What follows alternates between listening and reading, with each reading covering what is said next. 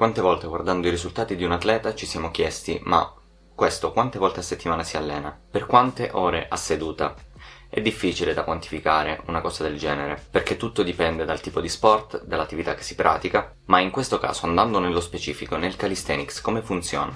Il nostro organismo ha dei cicli, con un tipo di progressione a onda, quindi con una supercompensazione, che nel giusto tempo rende possibile superare il livello precedente. Questo cosa ci porta a pensare? Che abbiamo dei giorni in cui siamo al massimo della prestazione e altri giorni in cui la fiacca invece prende il sopravvento, ragion per cui risulterà impossibile allenarsi ogni giorno con un'intensità tale da risultare allenante. La programmazione interviene proprio in questo caso, per risolvere il conflitto tra quello che dovremmo fare oggi per allenarci e quello che invece possiamo fare. Quindi possiamo allenarci ogni giorno? In teoria sì, lo potremmo fare, però andremo sicuramente a sacrificare l'intensità media del workout, diminuendola in maniera direttamente proporzionale ai giorni consecutivi che facciamo di allenamento. Questo significa che se noi andiamo ad allenarci meno giorni durante la settimana, sicuramente questi allenamenti saranno più intensi di un programma in cui ci andiamo ad allenare tutti i giorni della settimana. Ho provato ad allenarmi ogni giorno in passato e l'ho fatto anche altre volte di recente, però seguendo sempre l'onda fisiologica del mio corpo. Questo tipo di progressione, questo tipo di alto e basso è una cosa alla quale nessuno di noi può sottrarsi, perché purtroppo siamo degli esseri umani e non dei Saiyan. Quindi è meglio allenarsi 3 volte, 4 volte, 5 volte a settimana. I giorni off nei quali andiamo a riposarci sono forse più importanti dei giorni di allenamento. Dico forse perché non bisogna neanche enfatizzare troppo questa storia del riposo, perché la maggior parte del risultato lo fa chiaramente l'allenamento e la qualità di quest'ultimo. Se l'allenamento che abbiamo fatto è stato abbastanza stimolante e serio, abbiamo di sicuro bisogno di un recupero. È un po' come il recupero che facciamo durante l'allenamento, tra una serie e l'altra, tra l'esercizio e l'altro.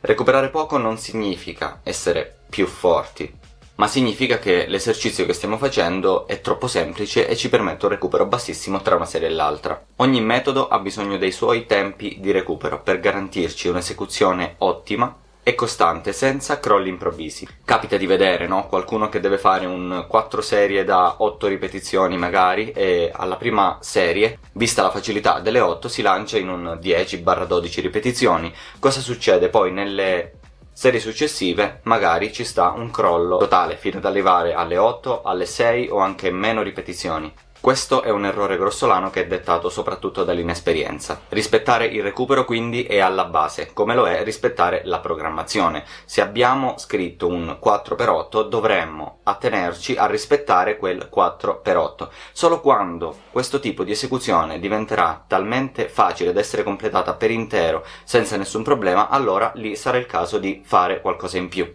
Però bisogna uscire fuori dalla logica che ogni giorno, ogni volta che andiamo ad allenarsi, dovremmo fare qualcosa in più. Dobbiamo rispettare la nostra programmazione, se abbiamo una programmazione seria da seguire. Perché fare di più durante un workout che è già stato preimpostato per noi potrebbe significare non avere le energie necessarie il giorno successivo o il giorno dopo ancora per andare ad eseguire il workout poi del giorno. Perché il nostro allenamento, quando viene programmato, ha un senso logico e un tempo di esecuzione. Modificando questi parametri si va un po' a sballare tutto quello che era il concetto del programma. Quando ci alleniamo le fibre muscolari si danneggiano, i tendini si infiammano e così via. Nei giorni successivi avvengono tutta una serie di processi atti a riportare il corpo in equilibrio. Non sempre è producente riallenarsi senza aver recuperato al 100%. L'anzianità di allenamento in questo gioca un ruolo fondamentale. Atleti che si allenano da molti anni saranno in grado di recuperare molto prima rispetto a chi si allena da poco tempo. Spesso da quel che si vede sui social sembra che gli atleti si allenino tutti i giorni, anche 2 volte al giorno, però partiamo da un concetto: i social non sono la realtà, non vi fanno vedere esattamente quella che è la vita di un atleta.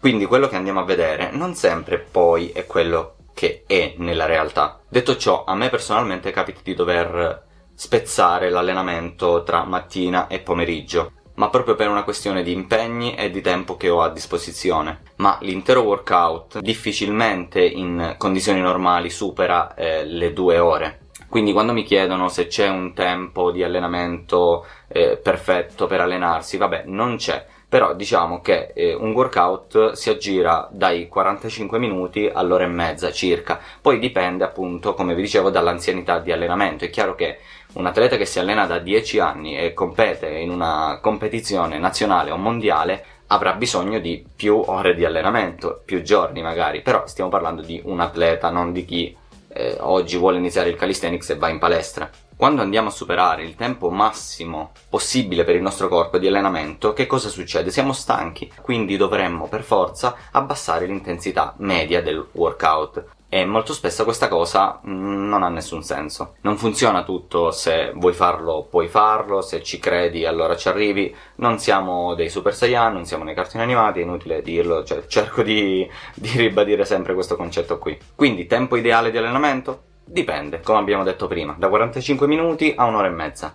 Fare di più non avrebbe molto senso, se non ad autoprocurarsi qualche infiammazione. Cerchiamo di non stare dietro al fenomeno di turno che si allena tutti i giorni 10 ore al giorno. Ammesso che sia vero, potrebbe trattarsi di un caso di fortuna genetica, come se ne trovano uno su 1.000.000, quindi le probabilità che siate voi quell'uno sono bassissime. Teniamo a mente che l'allenamento ha come fine rendere il corpo più forte, non distrutto e dolorante, pieno di danni e infiammazioni croniche. Quello è autolesionismo, non sport.